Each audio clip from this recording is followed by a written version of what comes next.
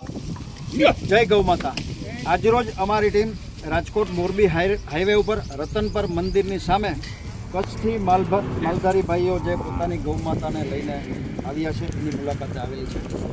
250 kilometre દૂરથી આવી ભયાનક ગરમીમાં ભયાનક તાપમાં આ બધા માલધારી ભાઈઓ આ બધા ગાયોના પેટ ભરવા માટે થઈને ચલાવીને આ મુકામે રાજકોટની મહેમાન થઈને આવી છે। આ બધી ગાયો અત્યારે ભૂખના ભાંભરડા નાખે છે। મિત્રો 33 કરોડ દેવતાનો જેમાં વાસ છે। ગાયને રૂવાડે એક ભગવાન એક દેવતા બિરાજે છે।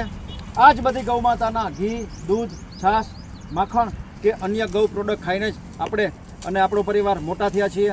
એવું કહેવાય છે કે ઈશ્વરે માત્ર ને માત્ર મનુષ્ય જાતિની સેવા માટે જ આ બધી ગૌ માતાને આપણી ધરતી ઉપર મોકલી છે।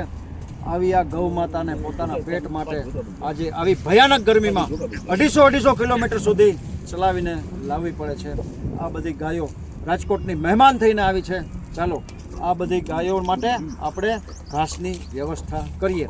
જે કોઈ ભામાશાને જે કોઈ સમાજના શ્રેષ્ઠીઓને ગૌપ્રેમી મિત્રોને આ બધી ગૌ માતા માટે ઘાસનું અનુદાન કરવાની ભાવના હોય, પોતાની લક્ષ્મીનું શ્રીદાન ભૂખના ભાંભરડા નાખતી ગૌ માતા માટે કરી ઈશ્વરના અનન્ય આશીર્વાદ પ્રાપ્ત કરવાની ભાવના હોય તો અમારો સંપર્ક કરી શકો છો।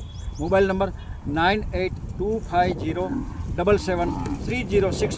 ભૂખના ભાંભરડા નાખતી ગૌ માતાની વેદનાને રજૂ કરતો આ વિડીયો આપના ગ્રુપમાં વારંવાર શેર કરી આ પુણ્યના હિસ્સેદાર થજો એવી આપ સૌને પ્રાર્થના। મિત્રો, આપણે ભગવાન તો ન બની શકીએ પણ ભગવાનના મિત્ર બનીને આ ભૂખના ભાંભરડા નાખતી ગૌ માતાના પેટ માટે જરૂરથી વ્યવસ્થા કરી શકીએ।